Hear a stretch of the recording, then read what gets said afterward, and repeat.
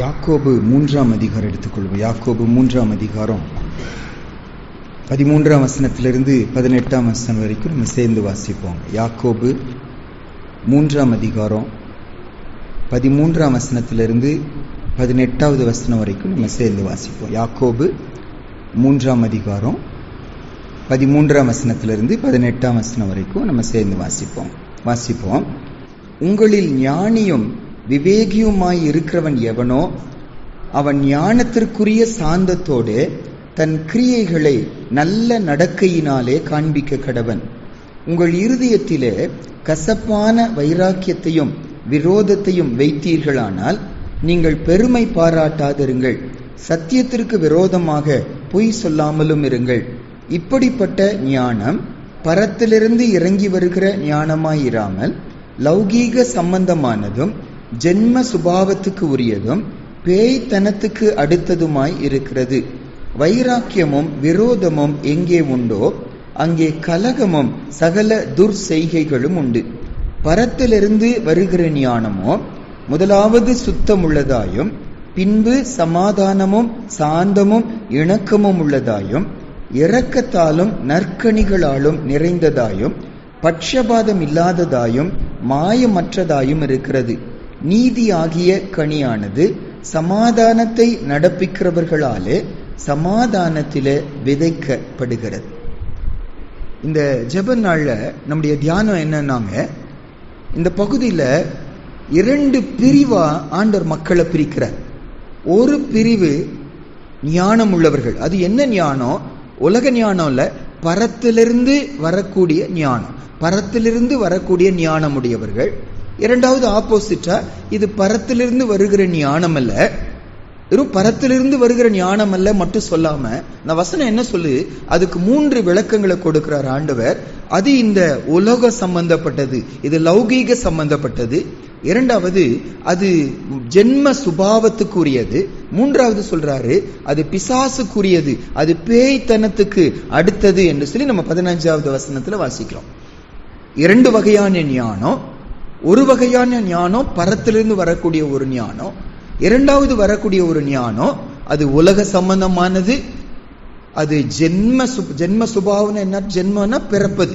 அப்ப பிறக்கும் போது நமக்குள்ளே ஒரு சுபாவம். நம்ம எல்லாரும் பிறக்கும் போது பைபிள் சொல்லுது நம்ம பிசாசின் பிள்ளைகளா தான் இருந்தோம்.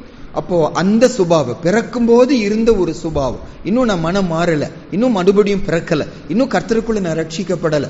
ரட்சிக்கப்பட்டிருக்கு முன்னால, இயேசுவை தெய்வமா ஏற்றுக்கொண்டிருக்கு முன்னால் ஒரு சுபாவம், அந்த சுபாவம். மூன்றாவது சொல்றாரு இது பிசாசுக்குரிய ஒரு சுபாவம் சொல்லி சொல்லுகிறார். ஒன்று பரலோகத்துக்குரிய ஒரு ஞானம், இன்னொன்று உலகத்துக்குரிய பிசாசுக்குரிய ஜென்ம சுபாவத்துக்குரிய ஒரு ஞானம். இன்னைக்கு நம்முடைய கேள்வியான இந்த வசனத்தை வச்சுங்க நம்மை நாம் ஆராய்ந்து பார்க்கணும். நான் எந்த குரூப்ல இன்னைக்கு நான் இருக்கிறேன்? என்னுடைய வாழ்க்கை முறையை வைத்து அதை கண்டுபிடிக்க முடியுமா? நான் ஒருவேளை அறிக்கை செய்யலாம். அதை இந்த பகுதி யாக்கோபு 3ஆம் அதிகாரமே நாவை குறித்து தான் சொல்லிட்டு வருவார். உங்க இருதயம் சரியில்லாம நீங்க எப்படி நல்லது பேச முடியும் ஆண்டவர் கேட்பார். ஒரே வாயிலிருந்து எப்படி தித்திப்பும் கசப்புமான தண்ணி வர முடியும் அப்படின்னு சொல்லி கேட்கிறார். அது ஒலிவ மரமா இருந்துச்சு, ஒலிவ மரம் தான், ஒலிவம் பழம் தான் கொடுக்க முடியும். அந்த மாதிரி ஆண்டவர் சொல்லிட்டு வருவார். அப்போ உன்னுடைய உள்ளம் எப்படி இருக்கு என்பதை உன்னுடைய செயல் காட்டுகிறது என்று சொல்லி ஆண்டவர் சொல்லுவார். நம்ம பைபிள் அங்கங்க புதிய ஏற்பாடுல அங்கங்க இந்த வார்த்தையை வாசிக்க முடியும். அஞ்ஞானிகள் அஞ்ஞானிகள் அஞ்ஞானிகள். அஞ்ஞானிகளின் வரும்போது யாரை குறிக்குது? ரட்சிக்கப்படாத மக்கள். நமக்கு நல்ல தெரிஞ்ச வசனம் ரோமர் 6ஆம் அதிகாரம் 32வது வசனத்துல இவைகள் எல்லாம் அஞ்ஞானிகள் நாடி தேடுகிறார். என்ன அர்த்தம்? ஆண்டவர் இல்லாதவர்கள். ஞானம் என்பது கிறிஸ்துவ குறிக்கும். அந்த ஞானம் இல்லாதவர்கள், இயேசு இல்லாதவர்கள் நாடி தேடுகிறார்கள் என்று சொல்லி ஜெபத்தை குறித்து சொல்லும் போது கூட மத்தேயு 6ஆம் அதிகாரம் ஆரம்பத்துல இவை அஞ்ஞானிகளை போல வீண் வார்த்தைகளை என்ன செய்யாதீங்க, நீங்க அலப்பாதேயுங்கள் சொல்லி சொல்லுவார். அப்போ நான் இன்னைக்கு அஞ்ஞானியா நான் இருக்கிறேனா அல்லது ஞானமாக இயேசுவை என் உள்ளத்துல ஏற்றுக்கொண்டவனா நான் இருக்கிறேனா? அப்போ முதல் காரியமா நம்ம என்ன தியானிக்க போறோம்? அந்த பரத்திலிருந்து வராத ஞானம் என்ன சொல்லி சொல்வாருன்னா பாருங்க 15வது வசனம், இப்படிப்பட்ட ஞானம் பரத்திலிருந்து இறங்கி வருகிற ஞானமாய் இராமல், அது லௌகீக சம்பந்தம், ஜென்ம சுபாவம், அது பேய்த்தனத்துக்கு அடுத்ததுமாய் இருக்கிறது. நீ கொஸ்டின் என்ன, நம்ம என்ன கேட்டுப்போம், நானும் பேசும்போதும் நம்ம எல்லாம் கேட்கும் போது யோசிச்சு பார்க்கணும், எனக்குள்ள அந்த சுபாவம் இருக்கிறதா அல்லது பரத்திலிருந்து வரக்கூடிய சுபாவம் இருக்கிறதா, நம்ம கேள்வி கேட்க போறோம். முதல் காரியமா எதை பிசாசுக்குரிய சுபாவம், உலகத்துக்குரிய சுபாவம், ஜென்ம சுபாவத்துக்குரிய சுபாவம் சொல்லி சொல்வாருன்னா 14வது வசனம் வாசிப்போம் பாருங்க. அந்த 2 காரியத்தை அந்த இடத்துல சொல்லுகிறார். 14வது வசனத்துல வாசிப்போம், உங்கள் இருதயத்திலே கசப்பான வைராக்கியத்தையும் விரோதத்தையும் வைத்தீர்களானால் நீங்கள் பெருமை பாராட்டாதிருங்கள், சத்தியத்திற்கு விரோதமா பொய் சொல்லாமலும் இருங்கள். முதல் காரியம், அந்த பரத்திலிருந்து வராத ஞானம், அந்த உலக சம்பந்தமான ஞானம், பிசாசுக்குரிய ஞானம் சொல்லி சொல்லும் போது அதனுடைய நேச்சர் என்ன ஆண்டு சொல்லி சொல்லுகிறாரு, இருதயத்தில, இது வெளியல்ல, பேச்சில இல்ல, செயல்களில் இல்ல, இருதயத்தில வசனம் சொல்லுது, கசப்பான வைராக்கியத்தை என்ன செய்கிறோம், நம்ம வைத்துக் கொண்டிருக்கிறோம்.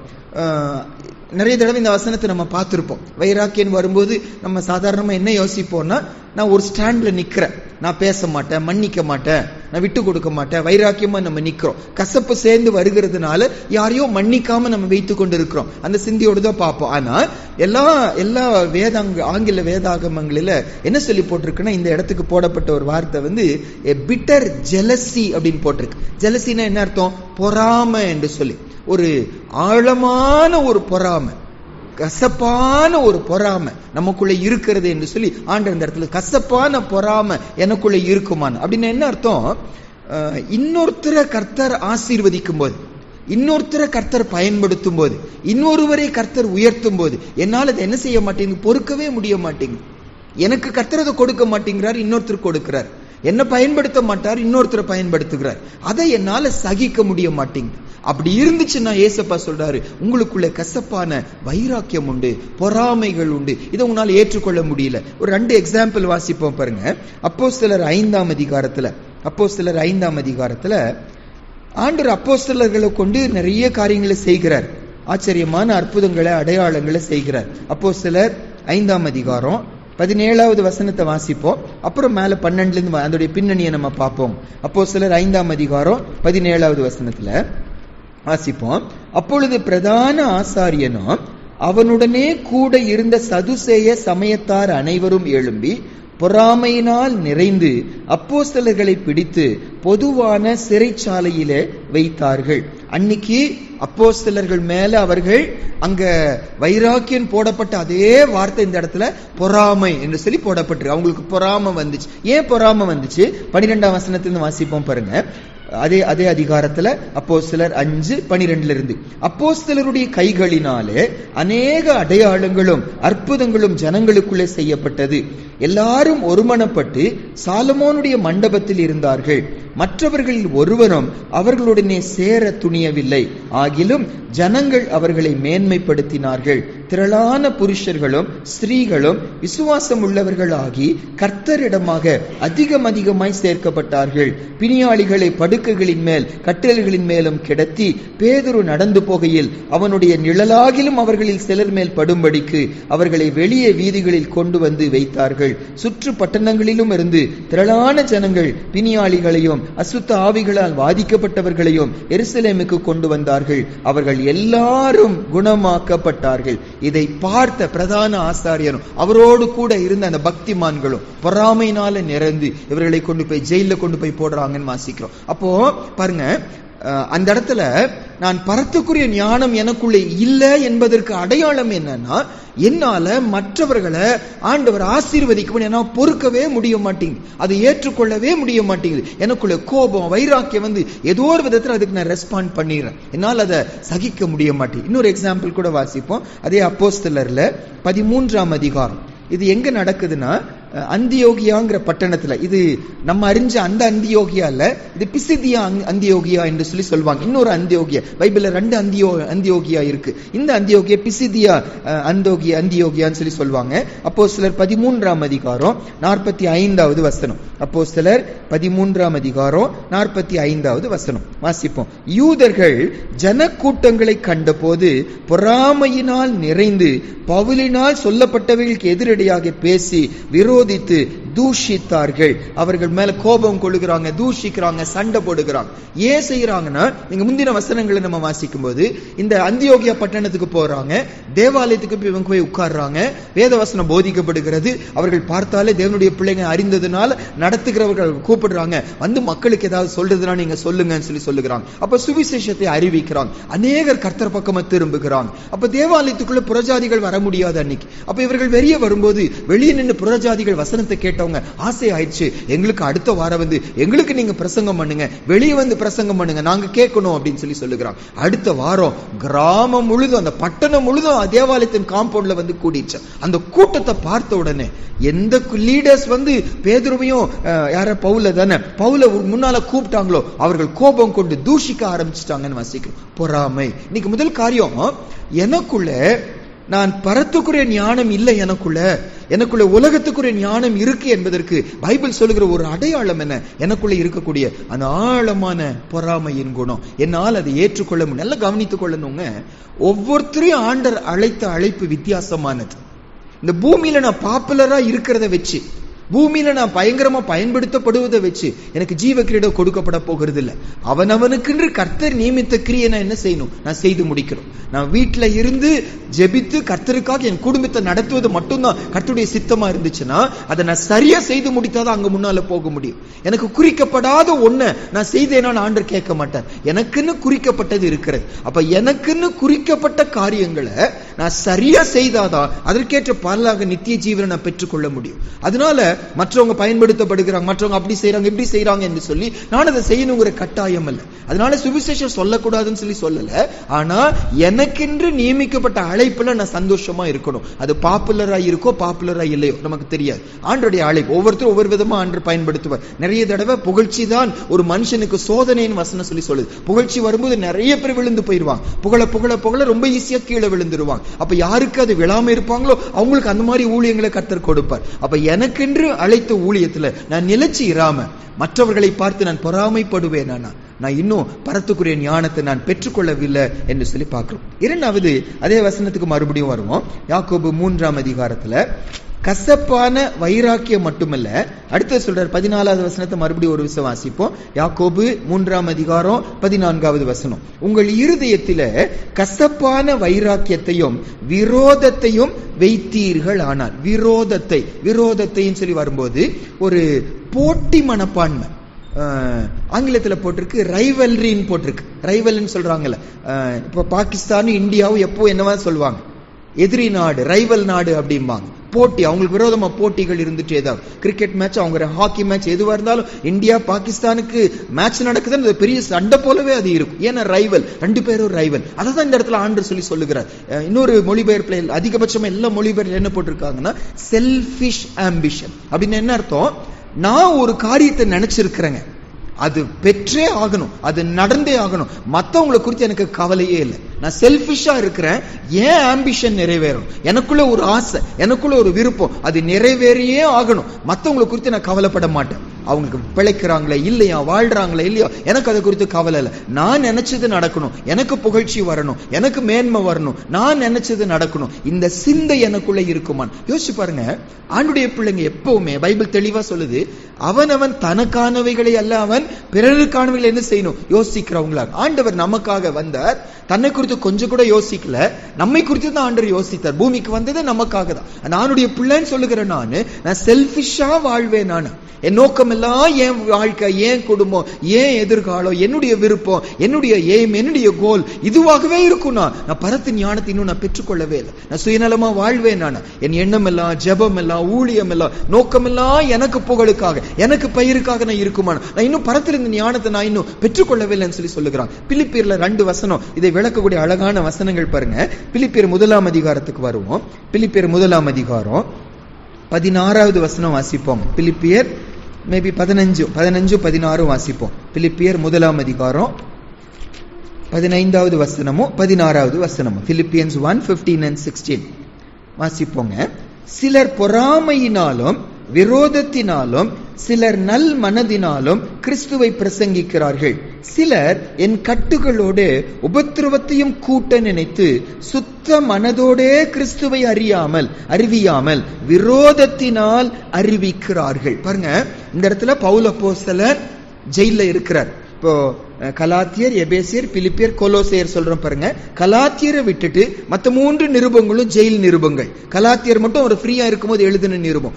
கலாத்திக்கு அப்புறம் எபேசியர், பிலிப்பியர், கொலோசையர், இந்த 3 நிருபங்களும் அவர் ஜெயில இருக்கும்போது எழுதப்பட்ட ஒரு நிருபங்கள். கட்டப்பட்டு நிற்கிறார், அவரால் ஊழியத்துக்கு போக முடியல. கட்டப்பட்ட நிலைமையில இருக்கும்போது இவர் ஊழியம் செய்த இடத்துல இவர்கள் சந்தோஷத்தோடு சுவிசேஷம் ஐயோ நின்று போயிடுச்சு சொல்லணுங்கிற எண்ணத்தோடு கூட சொல்லாம போட்டியினால சொல்ல ஆரம்பிச்சாங்களா, பொறாமையினால சொல்ல ஆரம்பிச்சாங்க. அதான் இடத்துல சொல்றாரு, என்னுடைய வேதனையை அதிகப்படுத்த நினைச்சாங்க. எங்க 16வது வசனத்துல, சிலர் என் கட்டுகளோட உபத்திரவத்தையும் கூட்ட நினைத்து விரோதத்தினால் என்ன செய்யறாங்க, கிறிஸ்துவை அறிவிக்கிறாங்க. ஆனா அது அவரை பாதிக்கவே இல்லை. கீழே சொல்வாரு, எப்படியோ செஞ்சுட்டு போட்டோம், எப்படியாவது யார் அறிவிக்கப்படுகிறார், கிறிஸ்து அறிவிக்கப்படுகிறார், அவருக்கு சந்தோஷம், அவருடைய மனநிலை அது. ஆனா நம்முடைய மனநிலை என்ன, போட்டி மனப்பான்மையில ஒரு ஊழியம் செய்யப்படுமானா, போட்டி மனப்பான்மையில ஒரு உதவி செய்யப்படுமானா, போட்டி மனப்பான்மையில ஒரு தேவ பக்திக்குரிய காரியம் செய்யப்படுமானா, அது கர்த்தருடைய பார்வையில அது தேவனுடைய ஞானத்தின்படி வந்ததில்லை. நம்ம இன்னைக்கு எப்படி இருக்கிறோம்? அடுத்த அதிகாரத்துல 2ஆம் அதிகாரத்துக்கு வாங்க. பிலிப்பியர் 2ஆம் அதிகாரம் அதோடைய 3வது வசனம். பிலிப்பியர் 2ஆம் அதிகாரம் 3வது வசனம். பிலிப்பியர் 2:3 வாசிப்போம். ஒன்றையும் வாதினாலாவது வீண் பெருமையினாலாவது செய்யாமல் மனத்தாழ்மையினாலே ஒருவரை ஒருவர் தங்களிலும் மேன்மையானவர்களாக என்ன கடவர்கள். தேவனுடைய பிள்ளைங்க, ஒன்றையும் வாதுன்னு வரும்போது அந்த இடத்துல விரோதம் போட்டு போட்டி மனப்பான்மையில ஒரு செல்ஃபிஷ் ஆம்பிஷன்ல, அழகா தமிழ்ல அடுத்த வார்த்தை போடப்பட்டிருக்கிறது, ஒரு என்னது, வீண் பெருமையினால, வெயின் க்ளோரி, வீண் பெருமையினால் நீங்க என்ன செஞ்சிடாதீங்க, நீங்க செஞ்சிடாது. நீ கேள்வி கேட்டு பார்க்கணும். ஒன்று, நான் ஒரு எந்த காரியத்தை செஞ்சாலும் அந்த தேவையை உணர்ந்து செய்கிறேனா அல்லது போட்டிக்காக நான் செய்கிறேனா? நிறைய பாரம்பரிய சபைகளில் அறுப்பின் பண்டிகை என்று சொல்லி ஒன்று வைப்பாங்க. என்ன வேற என்ன சொல்லுவாங்க, அறுப்பின் பண்டிகை தான் வைப்பாங்க. அறுப்பின் பண்டிகை தான் அது பேர். அறுப்பின் பண்டிகைன்னு வைப்பாங்க, ஹார்வெஸ்ட் ஃபெஸ்டிவல். இப்போ நான் ஆண்டவருக்குன்னு ஒரு முட்டை கொண்டு வந்து வைக்கிறேன்னு அப்படியெல்லாம் வைப்பாங்க. ஒரு முட்டை கொண்டு வந்து வைப்பாங்க. அந்த முட்டையை கொண்டு போய் முன்னால நிறுத்துவாங்க. முட்டையை முன்னால நிறுத்தி இதை இவங்க கொண்டு வந்து கொடுத்துருக்காங்க, யார் வாங்குறதுன்னு. ஒருத்தர் 50 ரூபாம்பாங்க, ஒருத்தர் 100 ரூபாம்பாங்க, ஒருத்தர் 1000 ரூபாம்பாங்க, ஒருத்தர் 2000 ரூபான்னு சொல்லி சொல்லுவாங்க. அந்த 2000 ரூபா யாருக்கு தெரியாம காணிக்கப்பட்டியில போட மாட்டாங்க. ஆனா எல்லாரும் முன்னால் நான் 2000 கொடுக்கிறேன்னு என்ன செய்வாங்க, சொல்லுவாங்க. ஏன்? இது கர்த்தருக்கு கொடுக்கிறோம், உள்ளத்தோடு கொடுக்கல. அப்ப இந்த ஞானம் எங்கிருந்து வரல, பரத்திலிருந்து வரல. இது போட்டிக்காக கொடுப்பது, ஆண்டவருக்காக கொடுப்பது, வலது கை கொடுப்பது இடது கைக்கு தெரியக்கூடாது, சந்தோஷத்தோடு மனதார ரகசியமா ஆண்டவர் கொடுப்பது தேவனிடத்து வரக்கூடிய ஒரு ஞானம். மனுஷர் முன்னால் அவங்க 1000 ரூபாய் கொடுத்துட்டாங்க, நான் 2000 கொடுத்தாகணும். இது ஒரு போட்டி மனப்பான்மை, இது தூண்டுகிறது. இன்னைக்கு பாரம்பரிய சபைகளில் இது தூண்டுதலை நம்ம பார்க்கிறோம். நம்ம யோசிச்சு பார்க்கணும், நம்ம செய்கிற எந்த காரியமானாலும் போட்டிக்காக நம்ம செய்வோமானா ஆண்டருக்கு அது பிரியமில்லை. சந்தோஷத்தோடு கூட என்ன செய்யணும், மனதார செய்யணும். அதுதான் பரத்திலிருந்து வந்தக்கூடிய ஒரு ஞானம். போட்டினால விரோதத்தினால நம்ம செய்வோமானா எனக்குள்ள இன்னும் பிசாசுக்கு நான் இடம் கொடுத்திருக்கிறேன், இது உலக சம்பந்தப்பட்டது, நான் இன்னும் மனம் திரும்பல, இன்னும் பழைய மனுஷனா தான் நான் இருக்கிறேன் என்று சொல்லி அர்த்தம். 3வதுங்க, அந்த யாக்கோபு புஸ்தகத்துக்கு மறுபடியும் வருவோம். யாக்கோபு 3ஆம் அதிகாரம் 14வது வசனத்தையே மறுபடியும் வாசிப்போம். யாக்கோபு 3ஆம் அதிகாரம் 14வது வசனம் வாசிப்போம். உங்கள் இருதயத்துல கசப்பான வைராக்கியத்தையும் விரோதத்தையும் வைத்தீர்களானால் நீங்கள் பெருமை பாராட்டாதிருங்கள், சத்தியத்திற்கு விரோதமாக பொய் சொல்லாமலும் இருங்கள். 2 வார்த்தையை பயன்படுத்துறாரு. பெருமை பாராட்டுவது, பொய் சொல்லுவது. பெருமை பாராட்டுவது, பொய் சொல்லுவது. ஏன் இந்த வார்த்தையை சொல்றாருன்னாங்க, எனக்குள்ளே இருக்கிற இந்த குறைய, என்ன குறை, நான் சுயநலமா இருக்கிறேன், நான் சுயநலமான ஒரு போட்டி மனப்பான்மையோடு இருக்கிறேன், சுயநலமான என்னுடைய விருப்பம் நிறைவேறணும்னு நான் காத்து கொண்டு இருக்கிறேன், எனக்குள்ளே பொறாமை இருக்கிறது. இத குறித்து எனக்கு வேதனை தான் வரணும். ஐயோ இப்படி நான் இருக்கிறேன்னு, என் சிந்தை இப்படி இருக்கிறது. நம்ம வெறுக்கிறவர்களா இல்லாம இந்த வசனம் என்ன சொல்லுது? அந்த சுபாவத்தை குறித்து பெருமை பாராட்டுறோமா, அந்த சுபாவத்தை குறித்து மேன்மை பாராட்டுறோமா, போஸ்ட் பண்றோமா, ஏதோ குறித்து அதை குறித்து பெருமையா பேசுறோமா?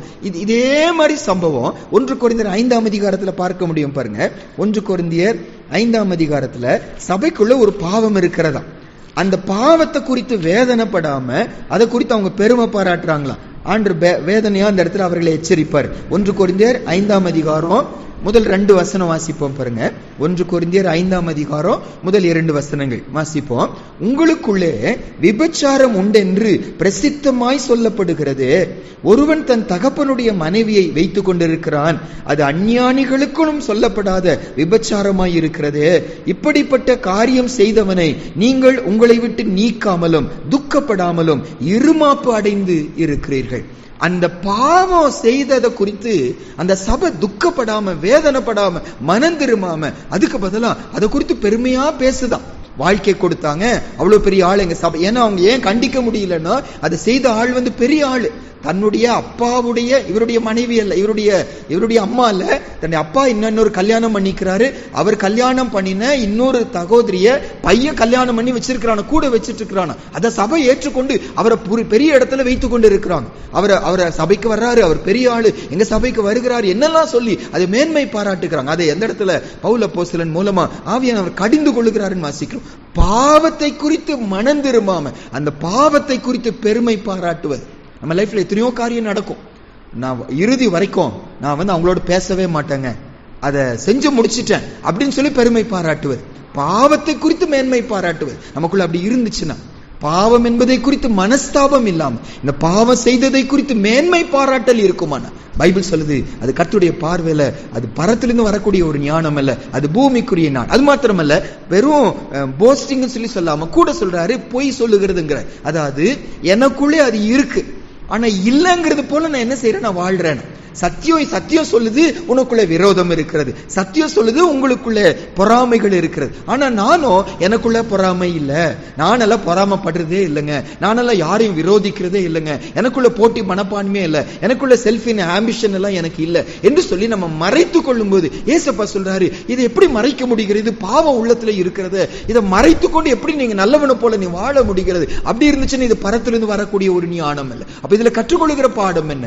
என் பாவத்தை குறித்து எனக்கு மனஸ்தாபம் வராம, என் பாவத்தை குறித்து வேதனை வராம, பாவத்தை குறித்து மேன்மை பாராட்டுதலும் பாவத்தை மறைக்கிற அனுபவம் எனக்குள்ள இருக்குமானா, ஏசப்பா சொல்றாரு, நீங்க இன்னும் பரத்திலிருந்து வரக்கூடிய ஞானத்தை பெற்றுக்கொள்ளவில்லை. அவருடைய ஞானம் வருமானா பாவத்தை கண்டிப்பா ஏசப்பா என்ன செய்வார்? கண்டித்து உணர்த்துவார். ஐயோ நான் இப்படி சிந்திக்கிறேனே, இப்படி நான் வாழ்றேனே, இந்த மாதிரி அசுத்தம் எனக்குள்ள இருக்கிறது, ஒரு மனஸ்தாபம் வரும். அதை மறைக்க மாட்டாங்க, அதை அறிக்கை செய்து விடுதலையாகி கர்த்தருக்காக வாழ ஆரம்பிப்பாங்க. நம்ம இன்னைக்கு எப்படி இருக்கிறோம்? மூன்றாவது. நான்காவதாகங்க, யாக்கோபு 3ஆம் அதிகாரத்துக்கு மறுபடியும் வருவோம்.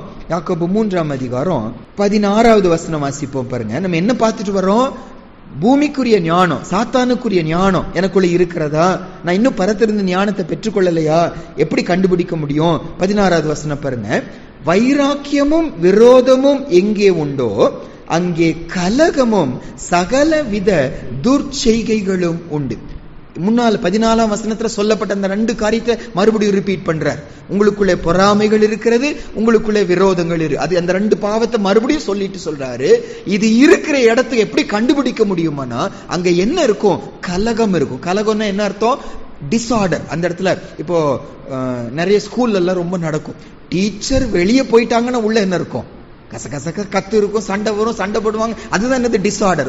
ஆர்டர் இருக்காது. சண்டை போடுவாங்க, சத்தம் போடுவாங்க, அடிப்பாங்க, என்னெல்லாம் பண்ணுவாங்க. டீச்சர் உள்ள வந்தோன்னா அப்படியே சைலண்ட் ஆயிருவாங்க. Order, disorder. அந்த இடத்துல கலகம் இருக்கிறது. கர்த்தர் விரும்புகிற ஒழுங்கு என் குடும்பத்துல இல்ல, அந்த இடத்துல சமாதானம் இல்ல. ஒரு பெரிய புயல் வந்தா எப்படி இருக்கும் அந்த மாதிரி வாழ்க்கையில வசனம் சொல்லுது, நமக்குள்ள பொறாமை இருக்குமானா, நமக்குள்ள சுயநலமான ஒரு நோக்கங்கள் இருக்குமானா, அந்த இடத்துல அமைதி இருக்கவே இருக்காது.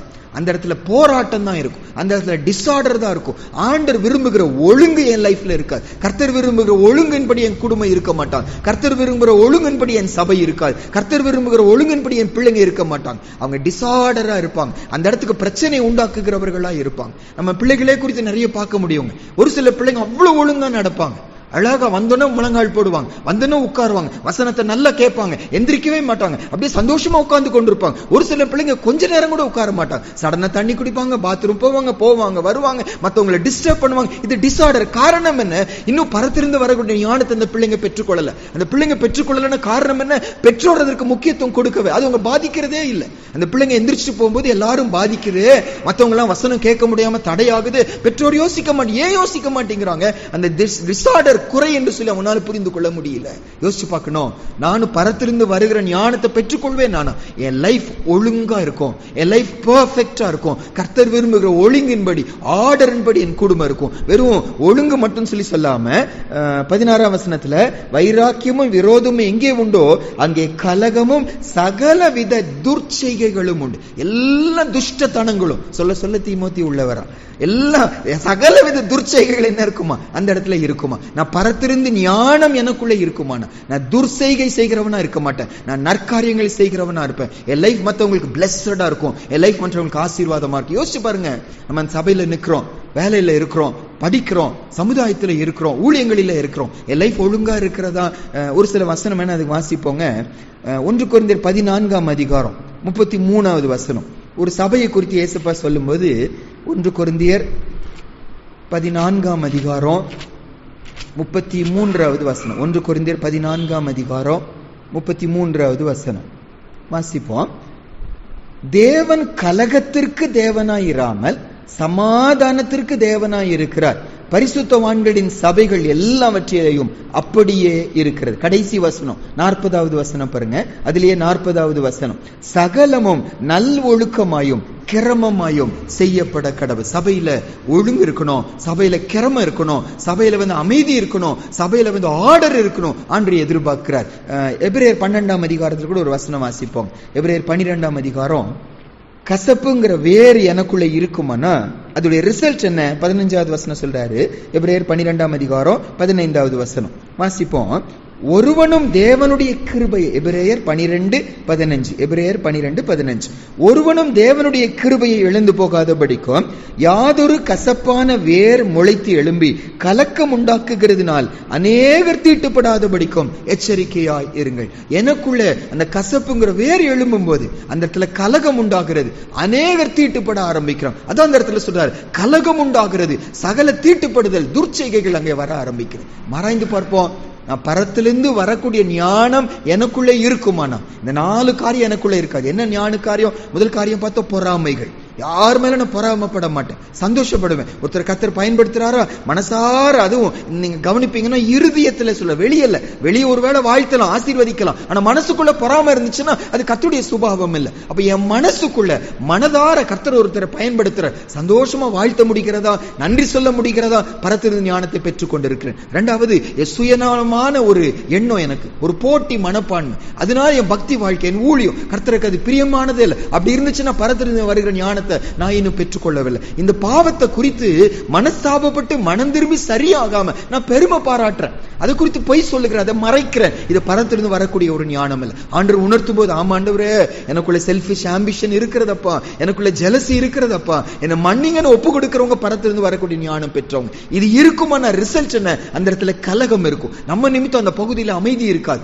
நம்ம நிமித்தம் அந்த பகுதியில் சமாதானம் இருக்காது, அங்க துர்ச்செய்கைகள் வர ஆரம்பிக்கும், சபைக்குள்ள பாவம் வர ஆரம்பிக்கும், கர்த்தருடைய நாமத்துக்காக வாழாம கர்த்தருக்கு பிரியம் இல்லாம வாழ்வாங்க. நாங்க இன்னைக்கு அதிகாலை பிரேயர்ல பார்த்தோம், தேவனுடைய கோபம் யார் மேல வரும்னு சொல்லிட்டு. தேவ பக்தியை ஆதாய தொழில் என்று எண்ணுகிறவர்கள் கர்த்தருடைய பிள்ளைங்க, அதாவது நீண்ட ஜபம் பண்றாங்களாம். ஏன் நீண்ட ஜபம் பண்றாங்க? மத்தவங்களை இம்ப்ரெஸ் பண்ணி அவங்க கூட காசு வாங்குவதற்காக. ஏசப்பா சொல்றாரு, இதெல்லாம் எனக்கு பிரியம் இல்ல, அதிக கோபாக்கினை வரும், அதிக தண்டனை வரும் ஆண்டு சொல்லுகிறத பார்க்கிறோம். இது பரத்திலிருந்து வரக்கூடிய ஒரு ஞானம். அதுக்கு ஆப்போசிட்டா பரத்திலிருந்து வரக்கூடிய ஞானத்தை குறித்து சொல்லும் போது யாக்கோபு 3ஆம் அதிகாரத்துக்கு வருவோம் பாருங்க. யாக்கோபு 3ஆம் அதிகாரம் 13வது வசனம். யார் ஞானி? ஒரு டெபினிஷனை சொல்றாரு அந்த இடத்துல 13வது வசனத்துல வாசிப்போம். உங்களில் ஞானியும் விவேகியுமாய் இருக்கிறவன் எவனோ அவன் ஞானத்திற்குரிய சாந்தத்தோட தன் கிரியைகளை நல்ல நடக்கையினாலே காண்பிக்க கடவன். பரத்திலிருந்து ஒரு மனுஷனுக்குள்ள ஞானம் வந்திருக்குமானா அதாவது அது யாரு? கிறிஸ்துவ குறிக்கிறது. அப்ப இயேசு எனக்குள்ள வந்திருப்பாருன்னா என்னுடைய நடக்கைகள், இந்த இடத்துல என்ன சொல்லி சொல்றாரு?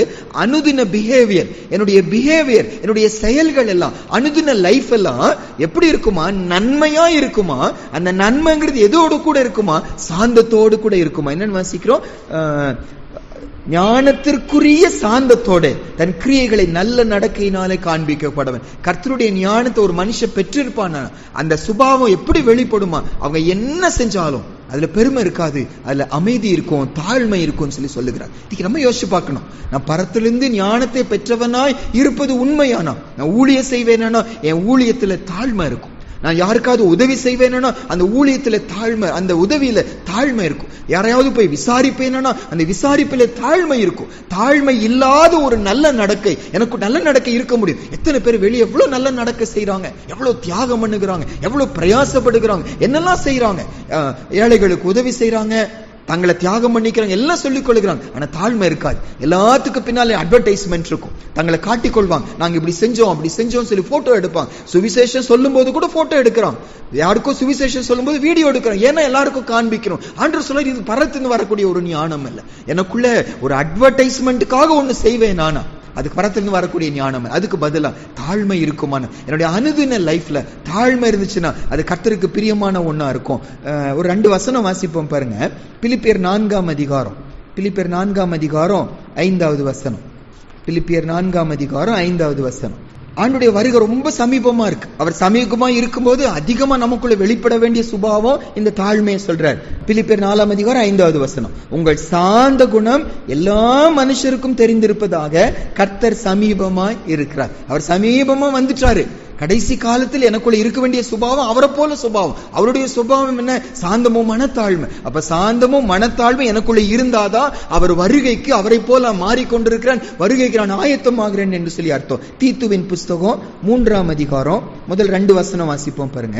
தீத்துவின் புஸ்தகம் 3ஆம் அதிகாரம் முதல் 2 வசனங்கள். Titus chapter 3:1 and 2. தீத்துவின் புஸ்தகம் 3ஆம் அதிகாரம் முதல் 2 வசனங்கள் வாசிப்போம். துரைத்தனங்களுக்கும் அதிகாரங்களுக்கும் கீழ்ப்படிந்து அடங்கி இருக்கவும், சகலவிதமான நற்கிரியைகளை செய்ய ஆயத்தமாய் இருக்கவும், ஒருமனையும் தூஷியாமலும் சண்டை பண்ணாமலும் பொறுமை உள்ளவர்களாய் எல்லா மனுஷருக்கும் சாந்த குணத்தை காண்பிக்கவும் அவர்களுக்கு நினைப்பூட்டு. தீத்துவுக்கு ஆவியானவர் ஆலோசனை சொல்ல, உன்னுடைய சபை மக்களுக்கு நீ கற்றுக்கொடு, என்ன கற்றுக்கொடு? எல்லா மனுஷருக்கும் சாந்த குணத்தை காண்பிக்கும்படி அவர்களுக்கு நினைப்பூட்டு. எனக்குள்ள ஆண்டவர் அவருடைய ஞானத்தை கொடுத்திருக்கிறார் என்பதன் அடையாளம் என்ன?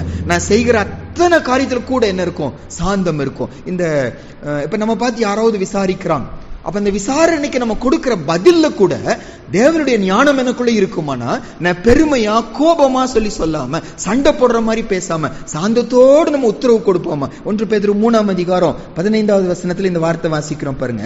1 பேதுரு 3ஆம் அதிகாரம் 15வது வசனம். 1 Peter chapter 3 verse 15. 1 பேதுரு 3ஆம் அதிகாரம் 15வது வசனம்.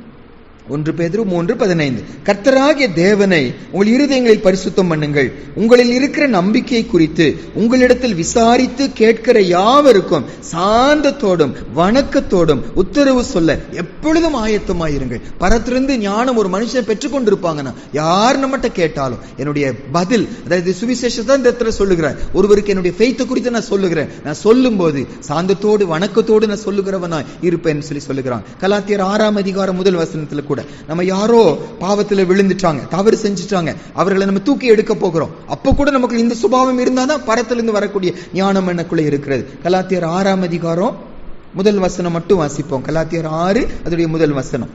சகோதரரே, ஒருவன் யாதொரு குற்றத்தில் அகப்பட்டால் ஆவிக்குரியவர்களாகிய நீங்கள் சாந்தமுள்ள ஆவியோடு அப்படிப்பட்டவர்களை சீர்பொருந்த பண்ணுங்கள், நீயும் சோதிக்கப்படாதபடிக்கு உன்னை குறித்து எச்சரிக்கையார். ஒரு தேவப்பிள்ளை விழுந்துட்டாங்க, ஒரு ஊழியர் விழுந்துட்டாங்க, தப்பு செஞ்சுட்டாங்க. ஆண்டவர் சொல்றாரு, நீங்க ஆண்டவர் உங்களை உணர்த்தி நீங்க போறீங்க, போகும்போது பெருமையா போயிடாதீங்க, அவங்களை கடிந்து கொண்டு அவரை நியாயம் தீர்க்கிறதுக்காக போகாதீங்க, சாந்தத்தோடு போங்க, தாழ்மையோடு கூட போங்க, அவங்க சீர்பொருந்த பண்ணுங்க. எச்சரிக்கை என்ன? அவ்வளவு பெரிய தேவ மனுஷனே விழுவானா, நானும் விழுவதற்கு வாய்ப்பு இருக்கிறது, அந்த பயத்தோடு கூட இருங்கன்னு சொல்லி வாசிக்கிறோம். அப்ப பரத்திலிருந்து வரக்கூடிய ஞானம் எனக்குள்ள இருக்குமானா, என்னுடைய சுவிசேஷம் சொல்லுதல், மற்றவங்களை தூக்கி எடுக்கிற பணி, என் ஊழிய செய்தல், என்னுடைய நற்கிரியை, என்ன அனுதின வாழ்க்கை, எல்லாவற்றிலும் என்ன கலந்திருக்கும்? சாந்த கலந்திருக்கும், தாழ்மை கலந்திருக்கும். அது இல்ல இன்னைக்கு பெருமை இருக்குமானா, நான் இன்னும் பரத்திலிருந்து வருகிற ஞானத்தை நான் பெற்றுக்கொள்ளவே இல்லைன்னு வாசிக்கிறோம். கடைசியா அந்த யாக்கோபு 3ஆம் அதிகாரத்துல 17-18 அதுல அது நிறைய காரியம் சொல்லப்பட்டிருக்கும். ஜஸ்ட் நம்ம வாசிச்சு முடிச்சிடலாம். யாக்கோபு 3ஆம் அதிகாரம் 17-18 வாசிப்போம். பரத்திலிருந்து வருகிற ஞானமோ முதலாவது சுத்தம் உள்ளதாயும், பின்பு சமாதானமும் சாந்தமும் இணக்கமும் உள்ளதாயும், இரக்கத்தாலும் நற்கணிகளாலும் நிறைந்ததாயும், பட்சபாதம் இல்லாததாயும், மாயமற்றதாயும் இருக்கிறது. நீதி ஆகிய கனியானது சமாதானத்தை நடப்பிக்கிறவர்களாலே சமாதானத்திலே விதைக்கப்படுகிறது. 5 வார்த்தை பயன்படுத்துறார். நீங்க அதை கவனிப்பீங்கன்னா, முதல் வசனத்துல 17ஆம் வசனத்துல பரத்திலிருந்து வருகிற ஞானமோ அதோடைய முதல் நேச்சர் என்ன? சுத்தம். பரிசுத்தத்துக்கு, பரிசுத்த வாழ்க்கைக்கு அவர்கள் முக்கியத்துவம் கொடுப்பாங்க. எனக்குள்ள பரலோக ஞானம் இருக்கு என்பதன் அடையாளம் என்ன? என் பரிசுத்தத்தை இழந்து போனா அது குறித்து ஒரு வேதனை பாரம் எனக்குள்ள, ஐயோ இப்படி நான் செஞ்சுட்டேனே, இப்படி நான் சிந்திச்சுட்டேனே, அந்த ஏக்கம் எனக்கு இருக்கும். பரிசுத்தத்தை குறித்து ஒரு ஏக்கம் எனக்குள்ள வரலன்னா, பரிசுத்த கொலைச்சல் ஆக்கிட்டேங்கிற ஒரு பயம், ஒரு வேதனை எனக்குள்ள வரலன்னா, ஏசப்பா சொல்றாரு, நீங்க இன்னும் பரத்திலிருந்து வருகிற ஞானத்தை பெற்றுக்கொள்ளவில்லை. அது முதலாவது சுத்தம் உள்ளதாக ஒன்று. இரண்டாவது மூணு காரியத்தை ஒன்றுபடுத்துறார். பின்பு சமாதானமும் சாந்தமும் இணக்கமும் உள்ளதாய். இரண்டாவது சொல்றாரு, சமாதானம், சாந்தம், இணக்கம். இந்த மூன்று சேர்ந்தது. சாந்தத்தோடு இருக்கிற, சமாதானத்தோடு இருக்கிற, மற்றவங்க ரொம்ப ஈஸியா விட்டு கொடுக்கிற. 18வது வசனத்தை அதோடு கூட சேர்ந்து சொல்றாரு, நீதியின் கிரியைகளை, நீதியின் கனியானது சமாதானத்தை நடப்பிக்கிறவர்களாலே சமாதானத்திலே விதைக்கப்படுகிறது. பரத்திலிருந்து வருகிற ஞானம் எனக்குள்ள இருக்குமானா, நான் சமாதானம் செய்கிறவனாய், சமாதானம் பண்ணுகிறவனா நான் இருப்பேன். மூன்றாவது அதே 17வது வசனத்துல அடுத்து சொல்றாரு, இரக்கத்தாலும் நற்கணிகளாலும் நிறைந்ததாயும் இருப்பேன். பரத்திலிருந்து வருகிற ஞானம் ஒருவருக்குள்ள இருக்குமானா, அவங்க இரக்கம் நிறைஞ்சவர்களா இருப்பாங்க, அவங்க தயவு நிறைஞ்சவர்களா இருப்பாங்க, அவங்க நற்கணி உள்ளவர்களா இருப்பாங்க. நான்காவது அடுத்தது சொல்றாரு, அவர்கள் பட்சபாதம் இல்லாதவர்களா இருப்பார்கள். நேற்று காலைய பார்த்தோம், நேற்று அதிகாலையில பார்த்தோம். அவர்களுடைய லைஃப் வந்து பட்சபாதம் இல்லாததா இருக்கும் வாசிக்கும். எல்லாரும் ஒரே விதமா நேசிப்பாங்க, எல்லாரும் ஒரே விதமா பழகுவாங்க. அவங்க ட்ரெஸ் வச்சு, அவங்களுடைய ஸ்டேட்டஸ் வச்சு அவங்கள கேவலமா பெருமையா நடத்த மாட்டாங்க. எல்லாரும் கர்த்தர் பார்க்கிற பார்வையோடு கூட பார்ப்பாங்க. பரத்திலிருந்து வருகிற ஞானம் இல்லைன்னா, நல்ல படிச்சவர்களை, வசதி உள்ளவர்கள் ரொம்ப மதிப்பு கொடுத்து ஏழை ஜனங்களை அற்பமா நடத்துகிறவர்களா இருப்போம். இல்ல, ஏசப்பா சொல்றாரு, பரத்திலிருந்து வருகிற ஞானம் இருந்துச்சுன்னா உங்களால அப்படி செய்ய முடியாது. கடைசியா 17ஆம் வசனம் இறுதியில சொல்றாரு, அது மாயமற்றதா இருக்கும். இருக்கிறது அப்படியே ஒத்துக்கொள்வாங்க, பெருமை பாராட்ட மாட்டாங்க, இல்லாதது இருக்கிறது போல சொல்ல மாட்டாங்க, மறைக்க மாட்டாங்க, மாய்மலம் பண்ண மாட்டாங்க, சின்சியரா. நம்ம இன்னைக்கு யோசிச்சு பார்ப்போம், பரத்திலிருந்து வருகிற ஞானம் உடையவனா நானு, அல்லது சாத்தானுக்குரிய ஞானம் உடையவன்? அப்படியே கண்களை மூடுவோமா, நம்ம ஒப்பு கொடுத்து ஜெபித்து முடிப்போங்க. ஒரு பாரம் என்னன்னாங்க, இந்த ஞானம் எனக்குள்ள இல்லைன்னா, அதுக்கு ஆப்போசிட்டா வசனம் சொல்லுது, இது உலக ஞானம், இது மறுபடியும் பிறக்காத ஒரு மனுஷனுடைய சுபாவம், இது பிசாசுக்குரிய ஒரு ஞானம். அப்ப பிசாசுக்குரிய மறுபடியும் பிறவாத ஒரு மனுஷனுடைய இந்த உலகத்துக்குரிய ஞானத்தை நான் பெற்றவனா இருப்பேன்னா என் முடிவு எப்படி இருக்கும்? அதுதான் நம்முடைய பாரமா இருக்கணும். நம்ம வேற யாரையும் யோசிக்க வேண்டாம். ரொம்ப டேஞ்சர் வந்து இந்த வசனம் வாசிக்கும் போது, பிரசங்கிக்கும் போதும், சபையில் இருக்க யாரோ ஒரு ஊழியர்களை, யாரோ தேவ பிள்ளைகளை கண்ணு முன்னால கொண்டு வந்து அவங்க இப்படிதான் இருக்கிறாங்கன்னு சொல்வது ரொம்ப எளிதா போயிடும். அதுக்காக ஏசப்பா பேசல என்னோடு கூட, நியாயம் இருக்கிறதுக்காக நம்மோடு கூட பேசல. நம்ம யாராய்ந்து பார்க்க வைக்கிறார். நீங்க எப்படி இருக்கிறீங்க? ஆண்டவர் நம்ம பார்த்து கேட்கிறாரு. ஆண்டவர், எங்களுக்குள்ள குறை இருக்கு சுவாமி, எனக்குள்ள பொறாமை இருக்கு சுவாமி, எனக்குள்ள போட்டி மனப்பான்மை இருக்கு சுவாமி, சுயநலமான நான் மட்டும் நல்லா வரணும், நான் என்னுடைய நோக்கம் நிறைவேறணுங்கிற எண்ணம் எனக்கு இருக்கு சுவாமி. இதை நான் ஒத்துக்க மாட்டேங்கிறேன், இதை மறைக்கிற, பொய் சொல்லுகிறேன், இது குறித்து பெருமை பாராட்டுகிறேன், என்னால இடத்துல கலகம் உண்டாகிறதப்பா, அமைதி கெட்டு போகிறது சுவாமி, என்ன மன்னிங்க ஏசப்பா. ஆண்டுட்டு ஒப்பு கொடுப்போம். அதுக்கு பதிலா பரத்திலிருந்து வரக்கூடிய அந்த சாந்தங்கிற அந்த ஞானத்தின் அடையாள சாந்தம்னு சொல்லி நம்ம பார்த்தோம், ஞானத்திற்குரிய சாந்தம் என்று சொல்லி பார்த்தோம். எனக்குள்ள அது தாங்க ஆண்டவரே, பரிசுத்தத்துக்கு முக்கியத்துவம் கொடுக்கிறவனா என்ன மாற்றுங்க, அன்போடு சமாதானத்தோடு இணக்கம் உள்ளவனா எல்லாரும் பழகுறவனா என்ன மாற்றுங்க. உடைய இரக்கத்தை அந்த நற்கணிகளினால நீ நிரப்புங்க. பட்சபாதத்தை என்னை விட்டு எடுத்து போடுங்க சுவாமி. மாயமற்ற வாழ்க்கை எனக்கு தாங்க ஏசப்பா. ஜெபிப்போமா. மகா பரிசுத்தம் உள்ள எங்க நல்ல தகப்பனே, அன்று இந்த மாலை வேளையில எங்களை ஆராய்ந்து பார்க்க இந்த வார்த்தையை அனுப்பினதற்காக ஸ்தோத்திரம் ஆண்டவரே. வசனத்துக்கு முன்னால் நான் வந்து நிற்கும்போது, ஐயா, எங்களுக்குள்ள எந்த அளவு இந்த உலக ஞானம் இன்னும் மேற்கொண்டு வருகிறது, சாத்தானுடைய ஞானம் எந்த அளவு இன்னும் எங்களுக்குள்ள கிரியை செய்து வருகிறது நாங்க புரிந்து கொள்கிறோம். ஏசப்பா, கிருபையா மன்னிங்க சுவாமி. எங்களை உம்முடைய ஞானத்தினால் நிரப்புங்க சுவாமி. உங்களால நிரப்பப்பட்ட ஒரு வாழ்க்கை எங்களுக்கு தாங்க ஏசப்பா. இந்த லௌகிக ஞானம் வேண்டாம் சுவாமி. ஆண்டவரே, மற்றவர்களை விரோதிக்கிற இந்த ஞானம் வேண்டாம் சுவாமி. கலகத்துக்குரிய ஞானம் எங்களுக்கு வேண்டாம் ஏசப்பா. துர்ச்செய்கைகளுக்குரிய இந்த ஞானம் எங்களுக்கு வேண்டாம் ஏசப்பா. மற்றவர்கள் மேல பொறாமை கொள்ளுகிற இந்த ஞானம் எங்களுக்கு வேண்டாம் ஏசப்பா. கிருபை கொடுங்க. பரிசுத்தமான, சாந்தமுள்ள, தாழ்மையுள்ள, இரக்கமுள்ள, பட்சபாதம் இல்லாத, மாயமால் மற்ற அந்த ஞானத்தை எல்லாருக்கும் நீங்க தாங்க சுவாமி. எங்களை மாற்றுங்க. எங்க சுற்றி இருக்கிற மக்கள் இன்னும் உங்க பக்கமா வரலன்னா, நீங்க விரும்புகிற இந்த சுபாவங்கள் எங்களுக்குள்ள இல்லாததுனாலதான் சுவாமி நாங்களும் அவங்கள போல சண்டை போட்டுறோம், அவங்கள போல பொறாமப்படுகிறோம், அவங்கள போல கோவப்பட்டுறோம், அவங்கள போல போட்டி மனப்பான்மை நாங்களும் ஓடி விடுகிறோம், மாய்மாலம் பண்ணி விடுகிறோம், பட்சபாதம் பார்த்து விடுகிறோம். ஆண்டவரே, கிருபையாய் மன்னிங்க சுவாமி. எங்க நிமித்த எத்தனை இடங்களில சுவிசேஷம் பரவாம போய் விடுகிறதப்பா. எத்தனை பேரு உங்க பக்கமா வராம எங்க சுபாவங்கள் சரியில்லாததுனால வராம போயிட்டாங்க சுவாமி. உங்களில் ஞானியும் விவேகி உள்ளவன் எவனோ அவன் ஞானத்துக்குரிய சாந்தத்தோடு கூட தன்னுடைய வாழ்க்கையில காட்ட கடவன் என்று சொல்லி சொன்னீங்களே. வருகிற நாட்களில் எங்க லைஃப்ல ஆண்டவரே நாங்க பரத்திருந்து ஞானம் பெற்றிருக்கிறோம் என்பதை எங்க லைஃப்ல காட்ட எல்லாருக்கும் கிருபை செய்யுங்க. சபையின் மக்கள் எல்லாருக்கும் கிருபை செய்யுங்க. எல்லா பரிசுத்தவான்களுக்கும் இந்த கிருபை தாங்க ஏசப்பா. இன்னைக்கு இந்த ஜெபத்துல கலந்து கொள்ளாதவர்களுக்கும் ஆண்டவரே இந்த கிருபை நீங்க பகிர்ந்து கொடுக்கும்படியா நாங்கள் ஜெபிக்கிறோம். எல்லா துதி கன மகிமை உமக்கு செலுத்தி இயேசுவின் மூலம் ஜெபிக்கிறோம் நல்ல பிதாவே. ஆமென்.